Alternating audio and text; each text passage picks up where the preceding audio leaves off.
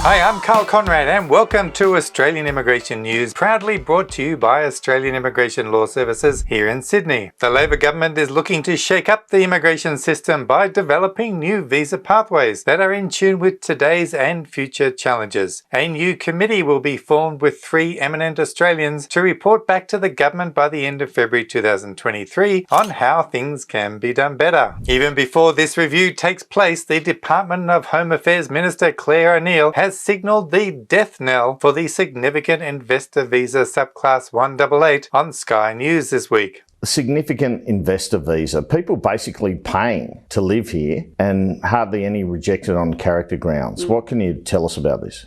So Andrew, I think it's a really big problem actually in the immigration system. I think most Australians would be pretty offended by the idea that we've got a visa category here where effectively you can buy your way into the country.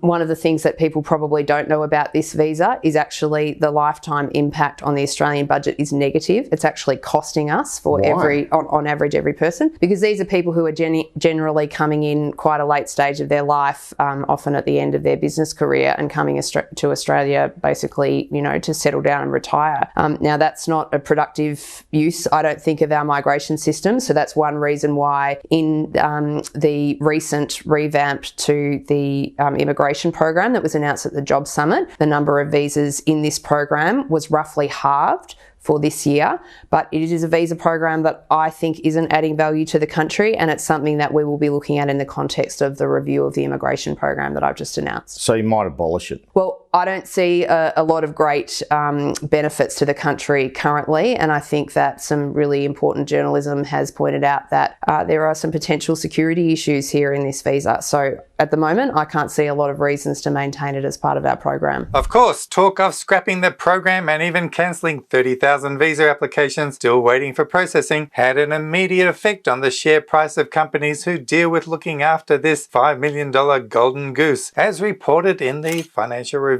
Many people have made a very good living managing the investments of where this $5 million needs to be parked, and also in giving immigration assistance. The continued profitability of such enterprises is now looking very grim. An article in the Financial Review cited Education Minister Jason Clare as considering increasing the Graduate 485 visa by a further 2 to 4 years to help combat the skilled shortages in Australia. The article highlighted the need to lift the 16% figure of international students staying in Australia after graduation. An enviable comparison was made with Canada, where 27% stay after studying there. While the goal is an admirable one, many international students in Australia would cherish the chance of staying longer to work. What is really needed is a coordinated approach for a permanent residency pathway for them. The reason New South Wales sponsorship list for the state-sponsored 491 and 190 visas left so many engineers, IT workers and accountants with no pathway for state sponsorship. In fact, many are deciding to leave the state in droves, even though they have great professional jobs here. With the pass mark set at 100 points and above, it is nearly an impossible bar to reach, and many feel cut off from any chance of gaining residency. If they want to improve this retention figure, then that's great. Let's see some action now and provide realistic pathways for those who are already here. Tonight we speak with Pooja, who came to Australia to study her master's degree of professional accounting. After successfully completing her degree, she decided to stay on and work in Australia and was looking forward to making Australia her permanent home. Working through the pandemic period in a professional role, Pooja helped Australians with financial advice at a time when they needed it the most. However, just when she was looking forward to the hope of an increased migration quota would finally give her the opportunity for a PR pathway, these hopes have been dashed with an impossible pass mark of 110 points required for accountants. Pooja shares her experience with us today.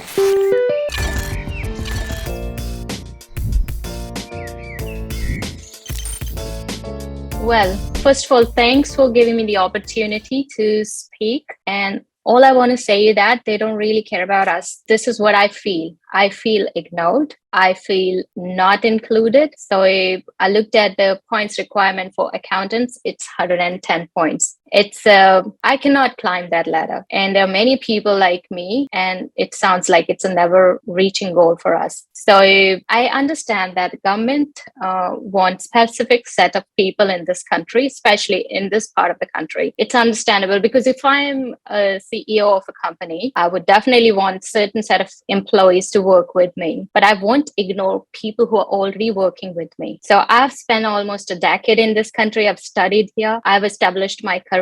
Now, if I cannot meet 110 points for accountant, so after 2 years or something, I will have to pack my bags and go back. After spending 10 years in this country and working with several companies, I cannot adjust to the work culture in my own country because my education and my skill, it is more suitable to this country. So I don't see any provision for people who have lost a lot of time during the waiting period. So I started studying when the point requirement was only 65. And after I finished my degree, so it kept increasing. So I did professional year, I did PTE, NATI, everything, whatever I could do to meet the points, but I cannot because it kept increasing. And the government was not picking up our applications. They were not sending any invitations to anyone. So that's how the pile of application kept increasing. I don't see that they were, I don't know, I shouldn't be saying that, but I'm saying that maybe they were not working efficiently. I don't know what was the hidden agenda behind it. So I feel deceived. I am one of those customers who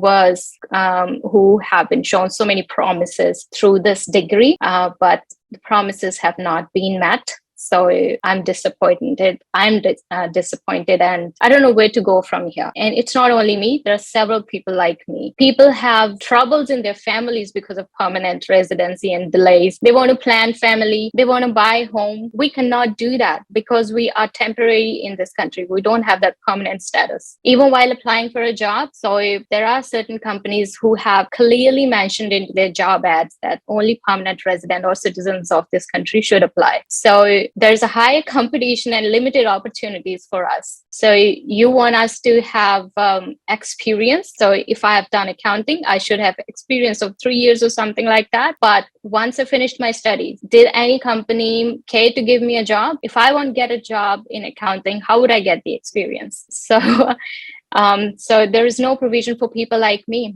Clearly, the New South Wales government has given no consideration to former students like Pooja who lost the opportunity to apply during the pandemic period. Now, thousands like her who studied accounting, engineering and IT have nowhere to go and feel all hope is lost. The federal government's increase of 35,000 places were not enough, and considering all the places they did not give out during the nearly 2 years of Australia being shut down, they could have added another 50,000 more to give so many people hope that they desperately seek. Thanks, Pooja, so much for being brave today and coming on the show and sharing your story with us. Student visa applications from Nepal have come to a near grinding halt after the Immigration Department realised that many fraudulent documents were being submitted by prospective students. The Immigration Department is now applying a stricter verification standard of the documentation submitted in student visa applications. According to the Kathmandu Post, Australia has become the most favoured destination for Nepalese students recently. Of the 116,595 Nepali government certificates allowing students to study overseas last financial year, 66,636, more than 57%, were issued for study in Australia. However, now that it will take a considerable period of time to have student visas granted for Nepalese nationals, they may look to other countries to study. That's all for tonight's program, and we shall be keeping to this format of releasing the news on a Sunday night when most of our subscribers have the time to relax and catch up with what has been happening in the world of Australia's migration program. If you haven't subscribed already, please show your support to our growing channel. By the end of the month, we will be reaching the 50,000 subscriber mark, so thank you all for showing your support for such a young channel. As always, take care out there, and I'll see you next time, so bye for now.